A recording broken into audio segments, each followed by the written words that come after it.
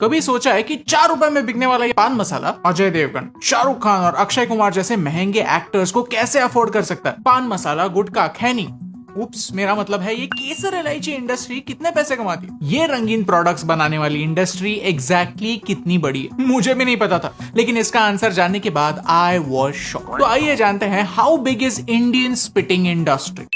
Video काफी interesting है तो प्लीज इसे एंड तक देखिए, और अगर आपको इस वीडियो का पॉइंट समझा तो इसे अपने दोस्तों के साथ शेयर कीजिए। सबसे पहला सवाल, ये पान मसाला वाले लोग इतने बड़े स्टार्स को कैसे अफोर्ड कर सकते हैं? फिल्म अवार्ड्स को स्पॉन्सरशिप पान मसाला कंपनीज देते हैं, बड़े न्यूज़पेपर्स के फ्रंट पेज पर बड़े बड़े एड्स छापते हैं, यहाँ तक अपने 30 सेकंड के एड के शूट के लिए फॉरेन लोकेशंस भी जाते हैं। ये सब करने के लिए पैसे तो लगते होंगे, और ये ब्रांड्स ये सारा खर्चा इजिली अफोर्ड कर सकते हैं क्योंकि भारत का पान मसाला मार्केट 41,000 करोड़ का। To put things in perspective, India का चॉकलेट मार्केट 16,000 करोड़ का और हमारा बिस्किट मार्केट 37,000 करोड़ का। बड़े एक्टर्स एक एड के लिए 10 करोड़ चार्ज करते हैं, जो एक 41,000 करोड़ की इंडस्ट्री के लिए सिर्फ 0.02%। भारत पान मसाला एक्सपोर्ट करने में दुनिया में नंबर 1 है और हमारा सबसे बड़ा इंपोर्टर यूएई है। पूरी टोबैको इंडस्ट्री कुल मिलाकर 4.5 करोड़ लोगों को एम्प्लॉय करती है। अब आता है मेरा दूसरा सवाल, क्या लोगों को कैंसर बेचना लीगल है? वर्ल्ड हेल्थ ऑर्गेनाइजेशन कहता है कि दुनिया में 10 करोड़ लोग टोबैको रिलेटेड कैंसर की वजह से मरते हैं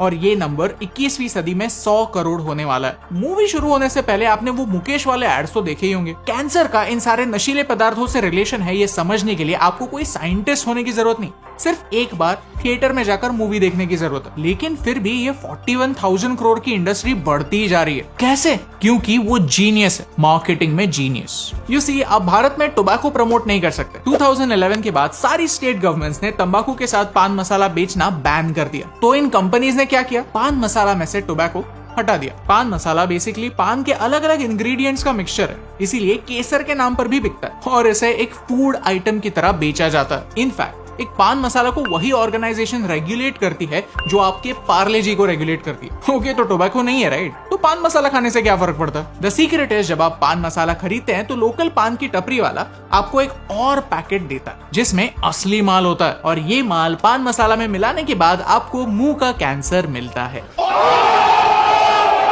लिटरली मैंने एक्सपेरिमेंट करने के लिए सिर्फ ये पैकेट मांगा और उसके साथ साथ पान वाले ने मुझे ये पैकेट भी दे दिया, मेरे पूछे बगैर। रिस्पॉन्सिबिलिटी से भागने में पान मसाला कंपनीज माहिर, क्योंकि टेक्निकली उनके प्रोडक्ट में टोबैको तो है ही नहीं, तो इस पैकेट पर कहीं भी वो कैंसर वाली वार्निंग भी नहीं है। इसी मोरल के पीछे छुपकर बड़े बड़े स्टार्स इसे प्रमोट करने के लिए रेडी हो जाते हैं। ऑफ कोर्स 5-10 करोड़ मिल रहे हैं तो ना कौन बोलेगा। इस स्टाइल ऑफ एडवर्टाइजिंग को सरोगेट एडवर्टाइजिंग कहा जाता है। अल्कोहल की एड बनाना बैंड है तो अल्कोहल कंपनी सेम नाम पर क्लब सोडा निकालते हैं ताकि ब्रांड की इमेज बने। कैसेट्स एंड सीडीज निकालते हैं ताकि ब्रांड का नाम याद रहे।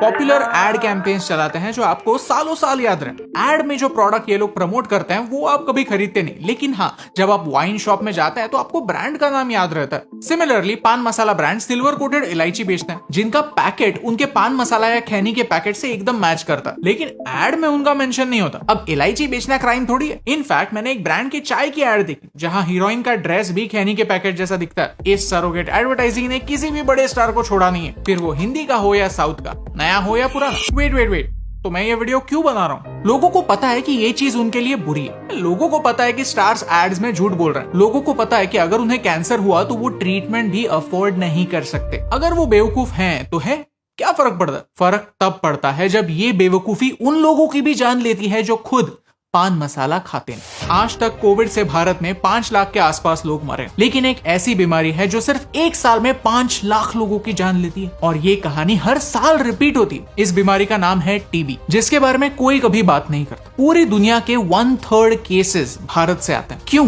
क्योंकि टीबी कोविड की तरह ही ड्रॉपलेट से फैलता है। जब एक इन्फेक्टेड इंसान खांसता है, छींकता है या फिर रास्ते पर थूकता है, तब उनके इन्फेक्टेड ड्रॉपलेट्स उनकी बॉडी से निकलकर हवा में जाते हैं। सवाल यह है, क्या बाहर के लोग छींकते खांसते नहीं? ऑफ कोर्स, लेकिन वो थूकते नहीं। एक पान मसाला खाने वाला इंसान ऑन एवरेज 10 मिनट में 20 से 30 बार थूकता है। अगर वो रिक्शा चलाने वाला हो जो पूरे शहर में घूमता है और अगर उसके बॉडी में टीबी हो तो वो लिटरली टीबी एक दिन में पूरे शहर में फैला सकता है।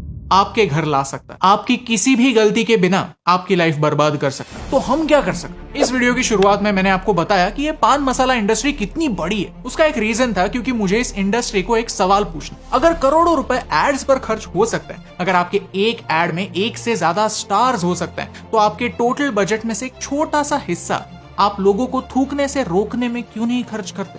इंडियन रेलवे हर साल 1200 करोड़ सिर्फ थूक साफ करने में स्पेंड करती। बाय दैट लॉजिक ये खर्चा एक्चुअली किसे करना चाहिए? इस नुकसान की जिम्मेदारी लेता कौन है? आपका प्रोडक्ट, आपकी इंडस्ट्री का प्रोडक्ट, उसमें टोबैको हो या ना हो, मेरे देश को ऐसे ऐसे ऐसे बर्बाद कर रहा है। थूकने वाले को शर्म नहीं है, क्या आपको शर्म है? क्या ये 41,000 करोड़ की इंडस्ट्री अपने टोटल टर्नओवर का 0.01% हिस्सा ये धब्बे साफ करने में खर्च कर सकती है? उनसे रिजल्ट की एक्सपेक्टेशन जरूर है, लेकिन उससे पहले मैंने मेरे बिहेवियर में एक छोटा सा बदलाव लाया। मुंबई में किसी भी रिक्शा में बैठने से पहले मैं रिक्शा वाले को एक सवाल करता हूं, क्या आप रास्ते पर थूकने वाले हो? अगर वो हाँ कहता है या फिर उसके मुंह में मैं कुछ देखता हूँ तो फिर मैं उसकी रिक्शा में नहीं बैठ। जब मेरे दिमाग में आइडिया आया तो मुझे लगा कि मैं रिक्शा में ही नहीं बैठ पाऊंगा, मुझे कोई रिक्शा वाला मिलेगा ही नहीं। मैंने सोचा था कि सारे रिक्शा वाले थूकिया होते हैं, बट आई वॉज रॉन्ग। मुझे एक दो बार रिक्शा छोड़नी पड़ी, लेकिन इमीडिएटली मुझे नेक्स्ट रिक्शा मिल गई। इससे दो फायदे होते हैं।